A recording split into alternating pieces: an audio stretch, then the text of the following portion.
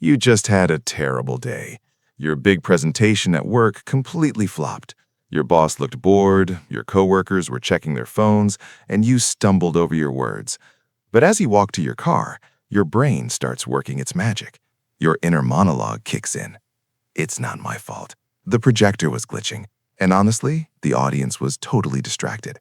Plus, that topic was so boring anyway, literally nobody could have made it interesting. Ah, much better. You didn't fail. The universe just set you up.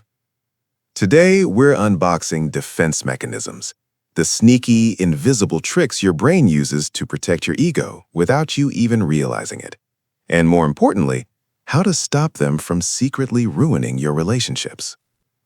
See, your ego is incredibly fragile. It absolutely hates feeling incompetent, rejected, or flawed. So when reality threatens to hurt your feelings, your brain deploys these automatic shields. You probably think defense mechanisms are just for people in deep therapy, but you use them every single day. Ever get super annoyed at your partner for being messy when your own desk looks like a disaster zone? Or maybe you got rejected for a job and immediately decided the company was toxic anyway. That is your brain actively rewriting reality so you don't have to feel the sting of failure. Let's look at the two most common ego protectors. Think of them as little guards standing outside your conscious mind, blocking uncomfortable truths. The first is projection. Projection is when you take a feeling you can't accept in yourself and accuse someone else of having it. You're stressed and snapping at everyone, but when someone asks if you're okay, you yell, "I'm not angry, you're the one acting crazy." The second guard is rationalization. This is when your brain creates logical-sounding, socially acceptable excuses for emotionally driven behavior. You didn't quit the gym because you were intimidated by the weights. You quit because the drive is too long and you're focusing on your career right now. It sounds so reasonable that you actually believe your own lie. If you're nodding along right now, drop a comment below and stick around because the fix is coming up. Now, the popular internet advice for this is just be honest with yourself. Face your flaws. So you try it.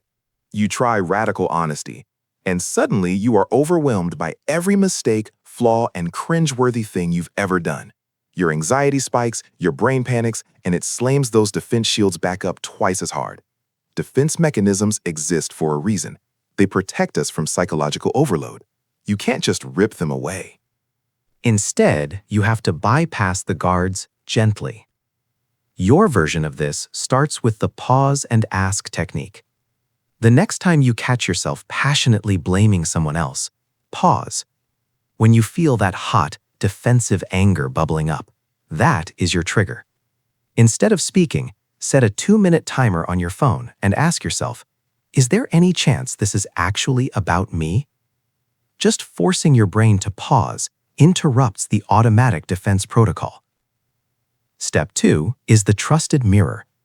Find one person you genuinely trust and ask them, hey, do I do this thing I'm always complaining about in others? But here's the rule. When they answer, you are not allowed to defend yourself. Your only job is to say, thank you for telling me. It is terrifying, but it is the ultimate shortcut to spotting your own blind spots. And step 3, the journal replay. After your next big argument, sit down and write out the conflict entirely from the other person's perspective. No sarcasm. How did your tone sound to them? What were they trying to protect? This forces your brain to step outside its defensive bunker and look at the actual reality of the situation.